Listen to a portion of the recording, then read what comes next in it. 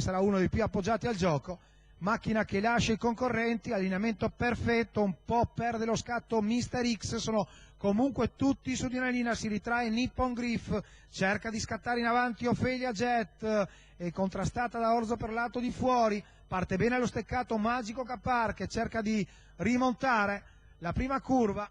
Orzo per lato aveva scavalcato Ophelia, in vantaggio il numero 1 di Magico Capar, gruppo che cavallo numero 10 Orania squalificato,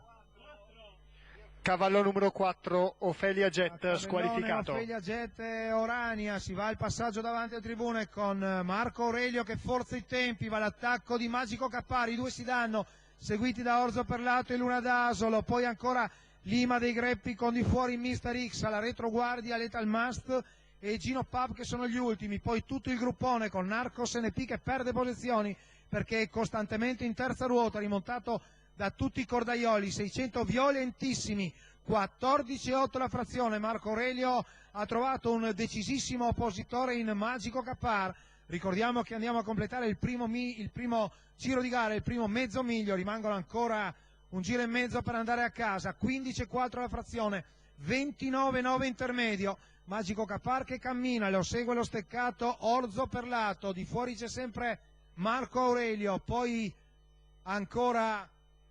vediamo in terza ruota sempre, ma adesso è finito in fondo al gruppo Narcos NP che cercava l'avanzata, 15,7 la frazione, ha mosso di fuori intanto nella scia di Marco Aurelio il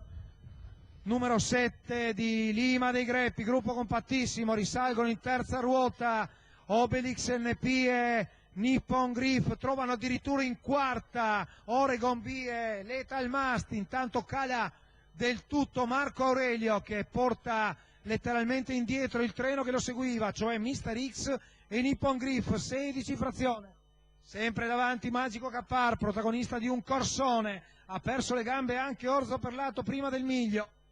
Vanno adesso l'inseguimento, Oregon B e ancora cavallo numero 18 Obelix NP squalificato. Tabellone Obelix NP, l'ultima curva, frazione in 14,6,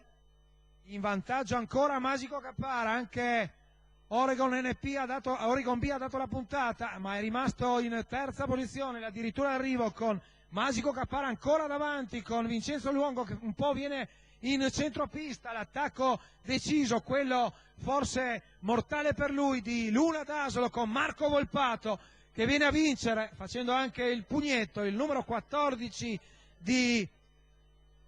Nigeria Jet e poi probabilmente Iari a completare un quintè 1,16,8, un quintè davvero da rivedere 1000 volte con lotta per tutto il percorso. Intanto rivediamole addirittura d'arrivo.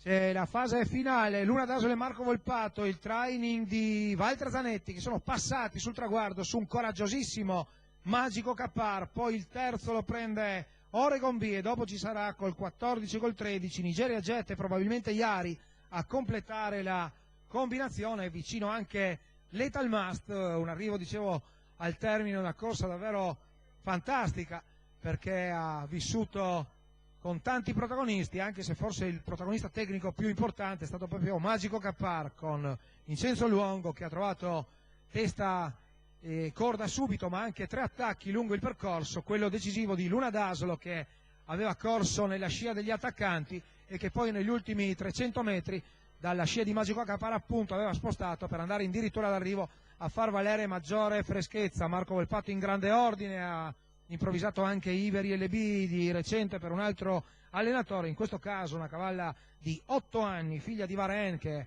può stare benissimo in pista e anche in allevamento, è andata a vincere un quintè che davvero è una grandissima prestazione per la cavalla di Walter Zanetti che sente sicuramente il peso degli anni ma la classe continua a dimostrarcela. Numero 11 di Luna d'Asolo al primo posto, al secondo il numero 1 di Magico Capar, poi al terzo il 15 di Oregon B e poi probabile il 14 di Nigeria Jet al quarto, il 13 di Iari al quinto per completare una combinazione quintè che è assolutamente ufficiosa, della quale aspettiamo appunto la conferma ufficiale dell'ordine d'arrivo.